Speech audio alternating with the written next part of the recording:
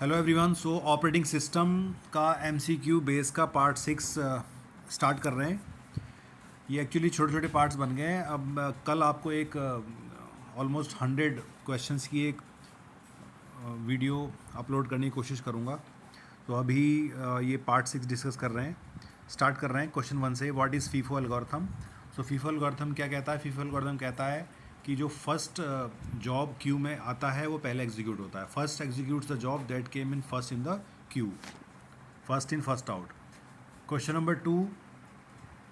देखिए एग्ज़ाम में ऐसा नहीं कि एग्जैक्टली क्वेश्चन आपको मिल जाए, ठीक है, हो सकता है, क्योंकि नो वन कैन जज what is going to come in the examination.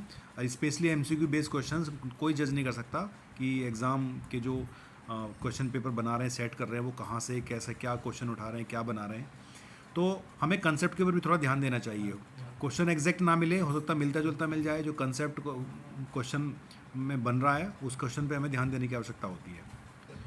तो थोड़ा सा कंसेप्ट को भी समझना चाहिए। क्वेश्चन को रटने से बेटर है कि क्वेश्चन का हम जो थोड़ा सा रिलेट करने की कोशिश करें, जो उसमें वर्ड्स यूज़ हुए हैं उन वर्ड्स को एक बार समझने की कोशिश करें, तो ज़्यादा हेल्पफुल हो सकती हैं इस तरह की videos.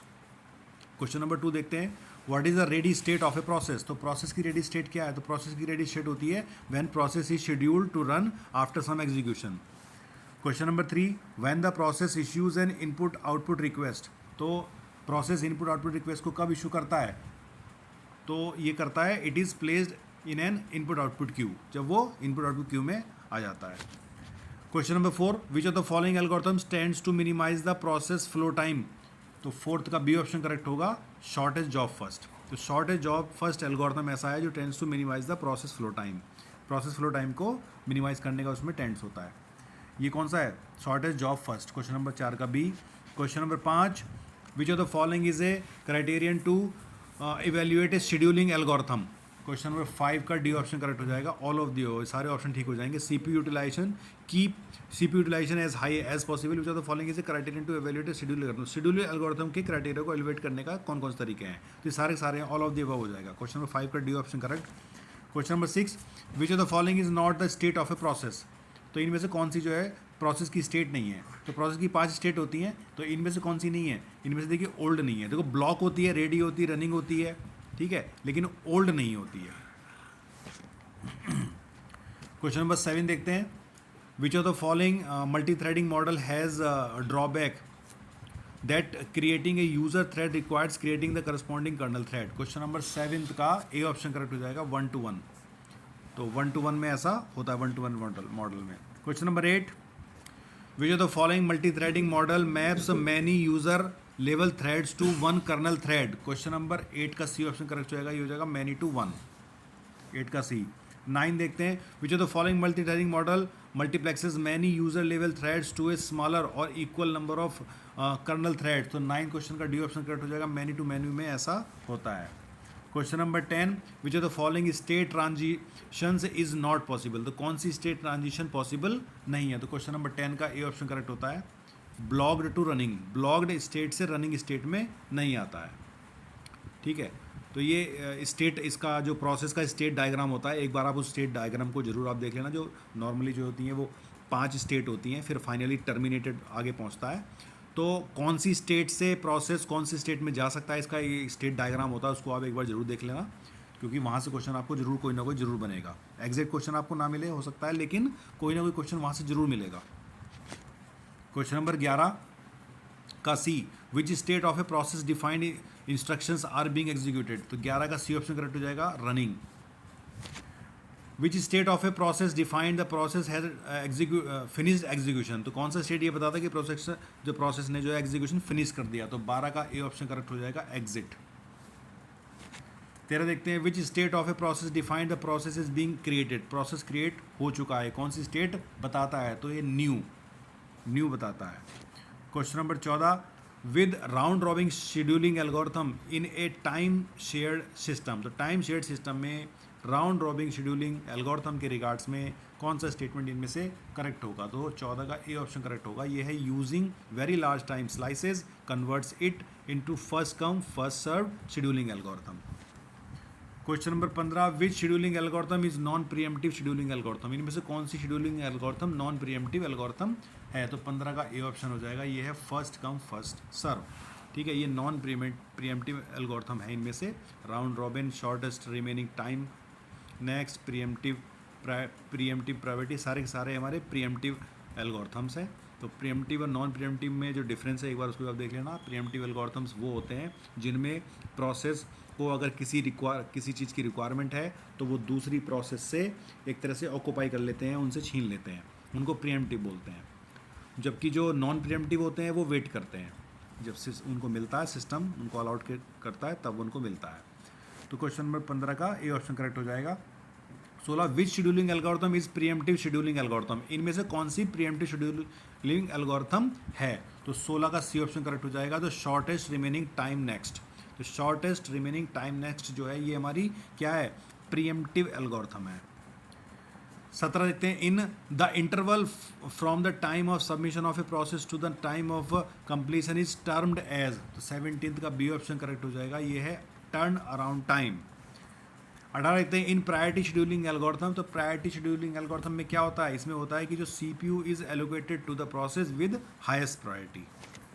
Question number 19, in preemptive priority scheduling algorithm when a process arrives at the ready queue its priority is compared with the priority of, तो 19 का बी ऑप्शन हो जाएगा। करंटली रनिंग प्रोसेस, उसकी प्रायोरिटी जो है जो करंटली रनिंग प्रोसेस है उससे उसकी प्रायोरिटी से उसकी प्रायोरिटी को कंपेयर किया जाएगा।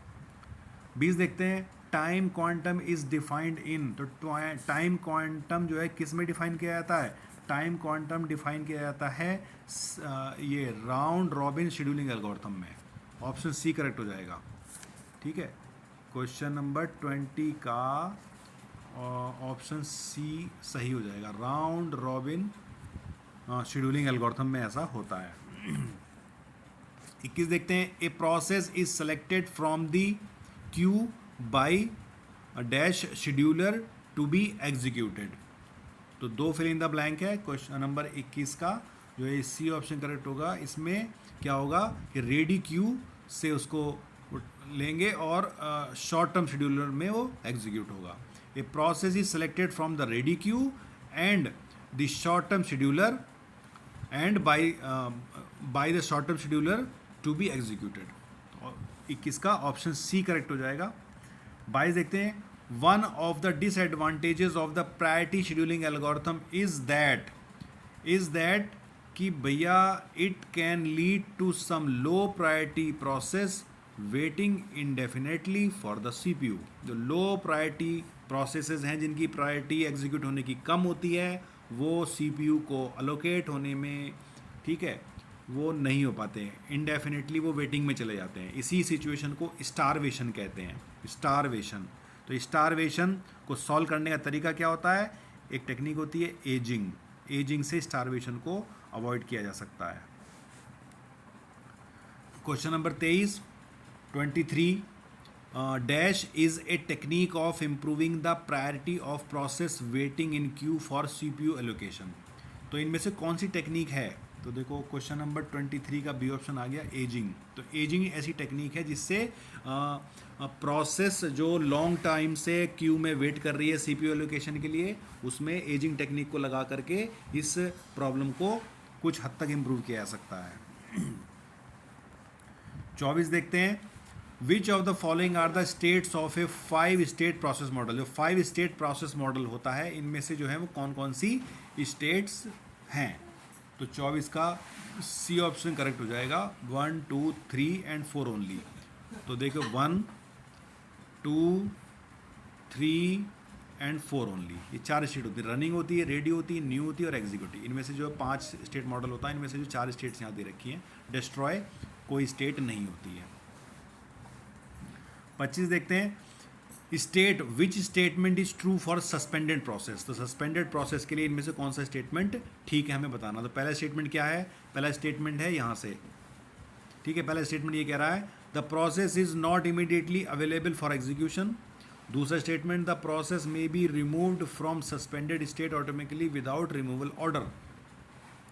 ठीक है, तो 25 क्वेश्चन का ए ऑप्शन करेक्ट हो जाएगा। ए ऑप्शन क्या कह रहा है? ओनली 1। ठीक है, ओनली 1। तो इनमें से जो है पहला स्टेटमेंट ट्रू है सस्पेंडेड प्रोसेस के लिए। तो process is not immediately available for execution. अगर कोई प्रोसेस सस्पेंड हो गई है तो वो एग्जीक्यूशन के लिए तुरंत ही अवेलेबल नहीं हो पाएगी। ये वाला स्टेटमेंट करेक्ट होगा, दूसरा स्टेटमेंट गलत होगा। तो ओनली वन ऑप्शन करेक्ट हो जाएगा, A. Following is or are the reasons for process suspension. तो प्रोसेस सस्पेंशन के इनमें से कौन कौन से रीजंस हो सकते हैं? तो 26 क्वेश्चन का D, all of the above. सारे के सारे प्रोसेस सस्पेंशन के रीजन हो सकते हैं, या तो swapping parent process, interrupt request या फिर टाइमिंग। तीनों ही कारण हो सकते हैं प्रोसेस सस्पेंशन के। 27 question, in process scheduling long term scheduling determines when new processes are admitted to the system. ठीक है, तो लॉन्ग टर्म शेड्यूलिंग इस काम को करते हैं। तो 27 का ए ऑप्शन करेक्ट हो जाएगा।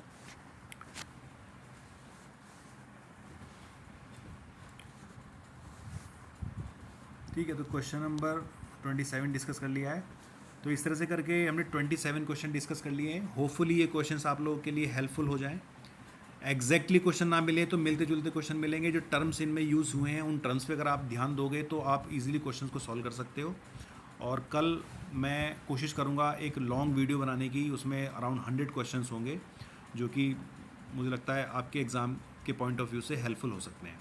देखिए, अगर क्वेश्चंस आप एग्जैक्टली चाहते हैं कि एग्ज़ाम में ऐसा मिल जाए तो देखिए, मैं वही बात कहता हूँ कि कोई जज नहीं कर सकता। एग्ज़ाम सेटर जो है, जो पेपर सेटर है, वो कौन सा क्वेश्चन कहाँ से उठा रहा है, कैसे बना रहा है, नो वन कैन जज the mind of the other people. तो आप क्वेश्चन को एक बार पढ़िए, उसमें जो टर्म्स यूज़ हुए हैं उन टर्म्स जो टर्म्स हैं, ऑप्शंस हैं, अगर उनको हम एक बार ध्यान से देखते हैं, सुनते हैं, तो मुझे लगता है कि बहुत सारे क्वेश्चंस बन जाते हैं इस तरह के, आप उनको इजीली सॉल्व कर सकते हो। तो best wishes for your examination, और आप लोग अच्छे से एग्ज़ाम परफॉर्म करें, मेरी तो यही विश है। Thank you so much, bye bye.